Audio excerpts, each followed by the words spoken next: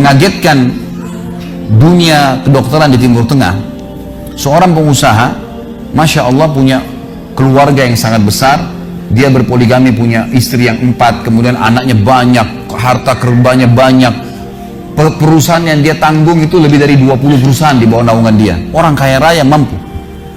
Subhanallah, satu waktu di umur 63 tahun dia datang periksa ke dokter. Dia rasa nggak enak, sesak nafas. Waktu difoto di ronsen, tiba-tiba dokter yang foto itu kaget. Waktu selesai di ronsen, dia katakan, mana tadi pasien yang di ronsen? Mana pasien tadi? Pasien masih duduk di depan.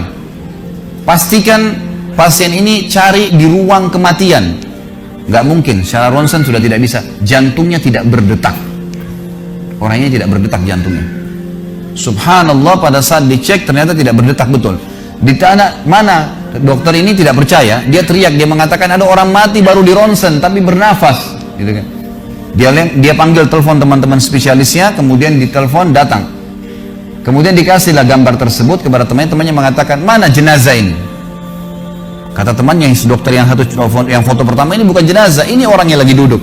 Kaget dokter yang kedua, jantungnya tidak berdetak secara medis, nggak mungkin bisa hidup. Bagaimana ceritanya nih? Dipanggil, apakah ini punya Anda? Dia bilang, iya ini punya saya.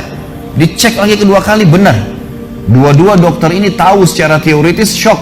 Ini nggak mungkin orang mati nih. Nggak ada ceritanya nih. Dipakai alat USG pun jantungnya tidak berdetak. Kok bisa hidup nih? Bisa ngobrol. Telepon teman-temannya. Sampai dokter-dokter yang asli dari Jazirah Arab pun yang ada di Eropa, dokter spesialis pada datang keesokan harinya, cek, nggak percaya kejadian ini. Dicek ternyata benar. Kemudian ditelusurin lah, kira-kira bagaimana bisa orang ini masih bernafas, masih ngomong. Si pasien ini mengatakan, ada apa sebenarnya? Dia bilang, orang seperti Anda nggak mungkin hidup, sudah mati. Lalu kata dia, apakah orang seperti saya, jantung tidak berdetak, bisa punya keluarga? Mereka bilang, mustahil. Dia bilang, saya punya istri, dan saya melayani mereka. Apakah orang seperti saya bisa bekerja? Dia bilang, mustahil, saya menaungi 20 perusahaan saya. Semuanya bisa berjalan. Mereka nggak percaya. Sampai datang seorang dokter yang senior dari Jerman, datang khusus karena kasus masalah ini, diundang oleh dokter-dokter spesialis tadi. Dicek, ditemukan ternyata teman-teman sekalian, di bagian bawah jantungnya ada urat-urat saraf seperti terbuat, ya, seperti dibuat secara alami yang mengalirkan darah-darah tertentu sehingga ada pompa nafas di situ. Tidak ada di manusia lain, cuma di orang ini saja. Semua dokter mengatakan ini nggak masuk di akal, nggak ada manusia seperti ini di dunia. Jantungnya sudah tidak bergerak tapi masih bisa hidup karena dari rongga-rongga urat saraf yang keluar itu bisa masuk udara, oksigen, dan terpompa, akhirnya hidup dan hidupnya normal, gitu kan. Subhanallah, ini sesuatu keajaiban. Lalu kemudian ditanggapi oleh seorang syekh yang memang teman dekatnya orang ini, mengatakan, yang saya tahu, ini semuanya disampaikan dalam khutbah Jumat. Lalu dia mengatakan, yang saya tahu, orang ini tidak pernah ketinggalan puasa Senin Kamis, tidak pernah ketinggalan puasa Ayyamul Bid, semua puasa sunnah dan wajib dijalankan, dan tidak pernah buka puasa sendiri, pasti buka puasain orang lain. Tidak ada kegiatan sosial, bangun buat gali sumur, bangun masjid, bagi kitab Al-Quran, tidak pernah kecuali dia ada di situ. Walaupun andilnya tidak besar, tapi selalu ada. Orang tuanya selalu dibaktiin, selalu bersedekah, selalu kalau datang kepada saya diskusi tentang masalahnya orang. Ini ada tetangga saya punya masalah begini, bagaimana jalan keluarnya secara syariat, dan seterusnya. Hidupnya sibuk dengan ibadah kepada Allah Subhanahu Wa Taala.